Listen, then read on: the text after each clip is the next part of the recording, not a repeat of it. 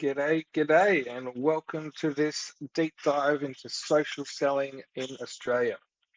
Today, we are going to be talking about what is social selling, LinkedIn trends in Australia, how Aussies access the internet, productivity and sales trends, and LinkedIn for workplace productivity and lead generation. So, first off, let's answer the question: what is social selling? Social selling is a skill set that requires an understanding of sales activity, an understanding of content curation, and an understanding of digital communication practices. And we execute this skill set through the delivery mechanism of social media. So let's have a look at the fundamentals of selling, because we're not reinventing the wheel here. We're just sticking to the fundamentals. And selling essentially is establishing conversations, establishing relationships, establishing trust. But we're just going to add one critical component, which is communicating through content that's scalable, right? So if we have a look at traditional B2B sales channels, we're talking phone, email, video calls, which we adopted pretty quickly after COVID, trade events, face-to-face, letters. What we notice is that they all require a different skill set and method of communication. The difference with social selling is that salespeople are used to instant feedback or at least a response. And content doesn't require a response, so it doesn't feel natural to salespeople. But it does have an even more powerful effect, and that is that it differentiates yourself from the competition. And what I mean by that is it separates you from your product or service and defines you as an individual with expertise and makes you trustworthy. Content allows you to introduce your personality and expertise at scale to establish trust before a conversation even starts, right? So why is that important? Well, the way that we communicate has changed since the internet, and it's sped up. The use of the internet has sped up since COVID, and everyone's moved on there. And that's where our clients are, right? So here are some facts. 75% of B2B buyers are influenced by social media to make purchasing decisions. 83% of consumers state that they're more likely to purchase a product or service from someone that they perceive as a friend. And social selling is your opportunity to get in there and have conversations and start building that trust over time directly. And 85% of marketers state that influencer marketing acquires better quality clients. Now, I hate the word influencer, but let's be honest here. Salespeople before the internet, they were the original influencers in this whole marketing machine, right? Selling is influencing people. And when it comes to B2B, at the end of the day, if we establish relationships out of trust, people buy from people. So the only thing is that when we're talking about social media and social selling, we are literally meeting our clients where they are every day. And when we're talking about B2B, we're obviously talking about LinkedIn because it's the professional network. But there's something that we need to understand. We have access to everyone on LinkedIn, the whole world. But as sellers, we need to speak to our ideal clients. So we're not speaking to the world, we're speaking to our specific audience, right? We're speaking to a geography, we're speaking to a particular industry. So we need to understand who's there.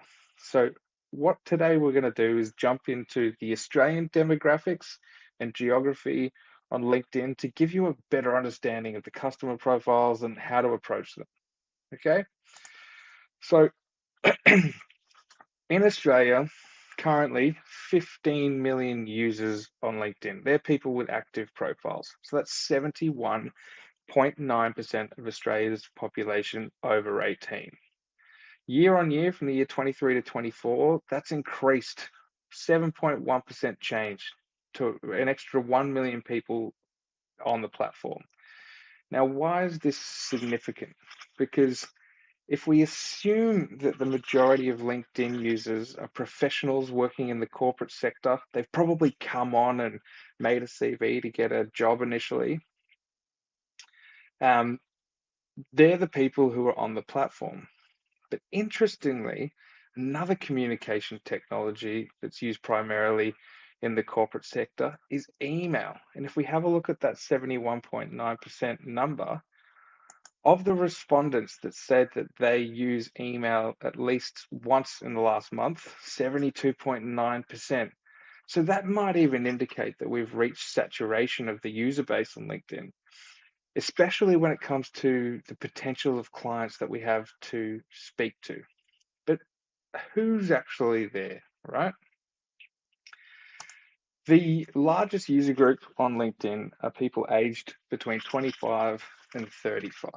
Now, if we break that down into gender, 46.7% female, 43.3% male. But more broadly, what we're talking about is millennials and Gen Z. And why is that important?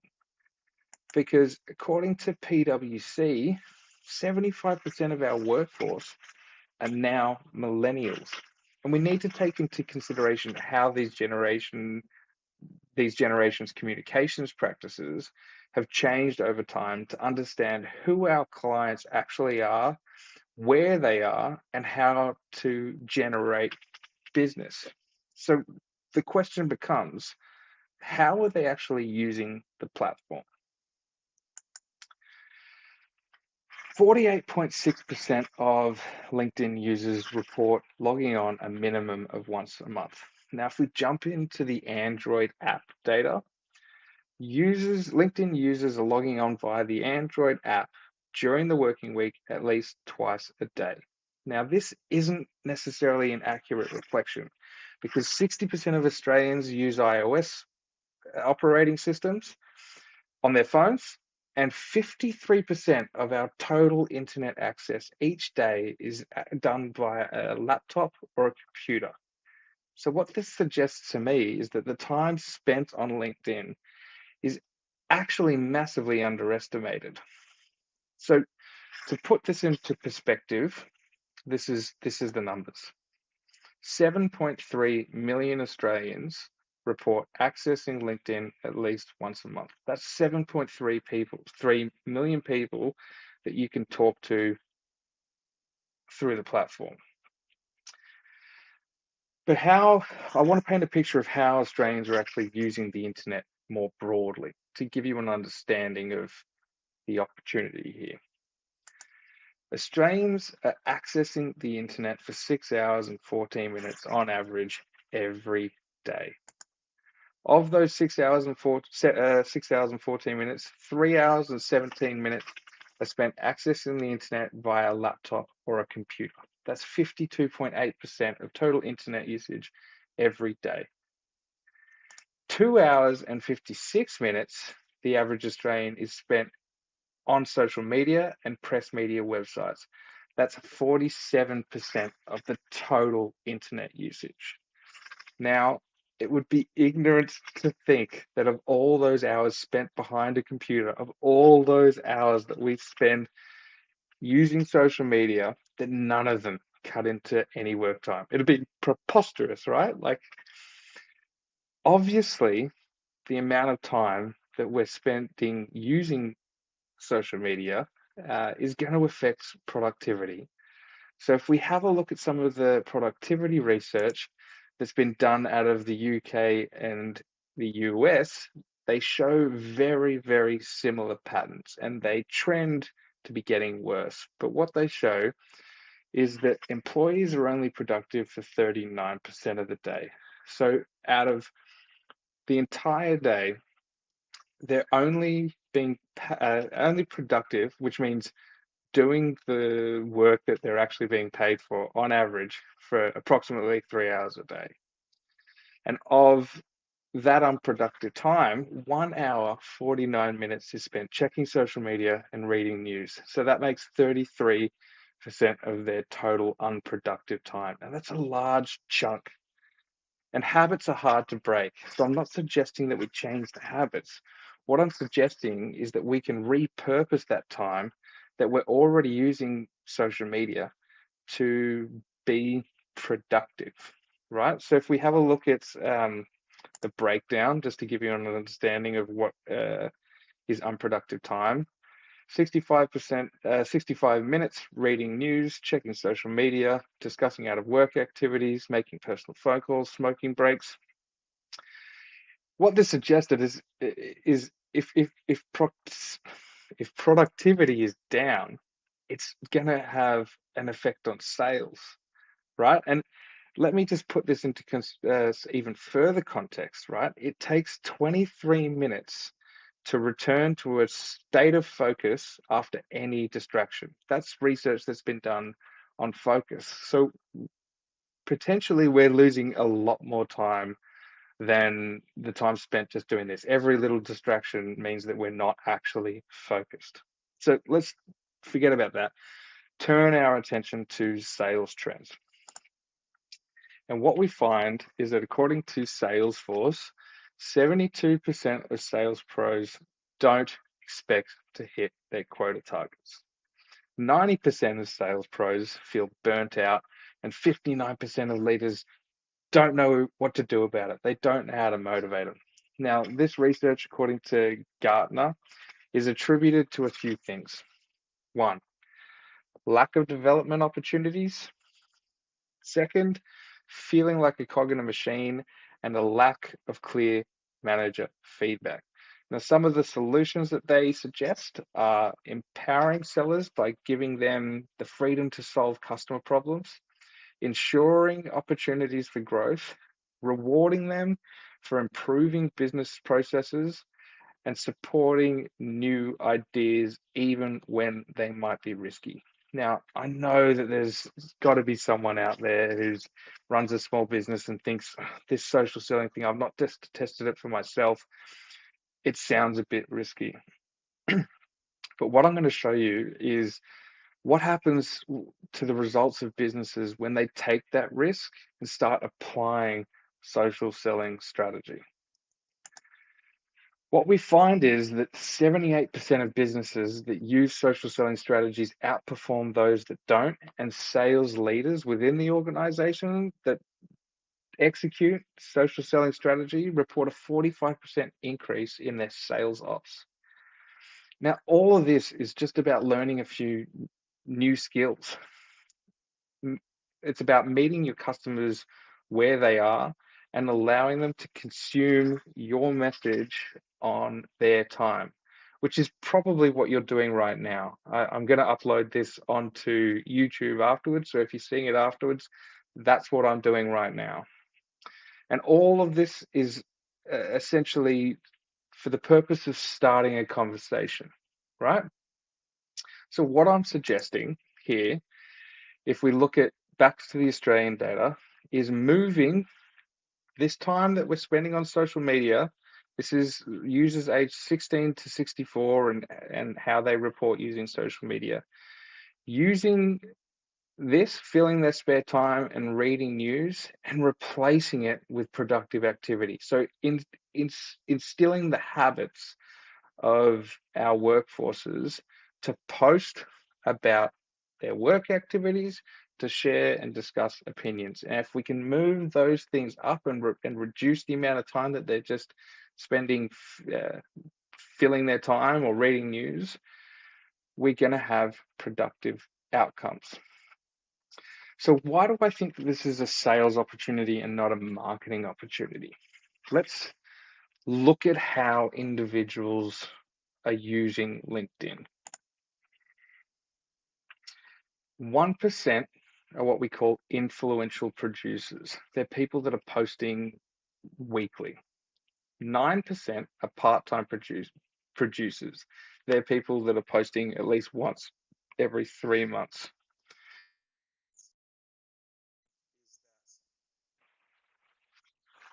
what's interesting about that 9% is that 7% of those are full of people just reposting. Prosumers, on the other hand, 23%, they're users that are actively engaging with content without posting. We're talking liking, commenting, and consumers, the majority. They're people that just log on and read content. Now, if we can take our salespeople from the bottom 90% and move them up to the top 10%, that's what I'm suggesting the benefit is here, right? And if we have a look at how content's actually distributed on the platform, we'll see that 59% of our feed is available to creators. And to be part of that, all you need to do is start posting, right? Now, it does take strategy if you want to be successful, and that's what I offer. But something that I want to drive home here is that we're not trying to be influencers. We're trying to be sales professionals. We're not trying to grow a massive audience. We're trying to build a network of direct connections to present our content's message, and we want our audience to be filled with our ICPs. So the solution, right? From everything we've just touched on, there's two types of employee. There's the sales professional and the broader staff. Both are not being productive. All can get a benefit from the platform while contributing to the overall company's goals. All of them can have a benefit. All we need to do is turn the mindless scroll into productive activity by repurposing those 2 hours a day for networking, professional development, and meaningful sales activity. The second solution is from the sales side of things. We need to develop our social selling skill set, and that's generating content that starts conversations, speeds up communication, and builds more effective relationships quicker, right? We want to turn content into sales collateral, create space for your ideal clients to consume your message on their time, and build relationships through conversations that convert. So how do I help do that? First, employee advocacy. Who's this for? This is for business teams who are looking to incentivize their staff to curate or promote content that supports the broader company sales and marketing initiatives. Now, what do you get? You get 1 hour team LinkedIn 101 training that focuses on engaging on LinkedIn, starting conversations, and using it for networking and professional development. You get 1 hour of team content training, which essentially covers things like how to hold a camera, creating content, filing content, and the basics of copywriting. And then you get a custom-made incentive game to reinforce those habits. And we're going to tack on the end of that just a quick 30 minutes training to show you how it works. So to give you an idea of what it looks like, this is the game full of the custom game, leaderboards, social feeds, incentives, so that you can have competition with your colleagues that builds excitement in the office around the new initiative and builds habits. The second one is a little bit more in depth, and it's around developing strategy for sellers, and that's our one-to-one social selling coaching. Now, who's this for? It's for consultants, small business owners, career-orientated sales champions. And what you get is 12 weeks personal and in-depth one-to-one coaching and guidance that will provide you with the necessary tools and understanding to develop and execute a successful lead generation strategy. You'll also get access to our LinkedIn playbook, WhatsApp support, and plenty more.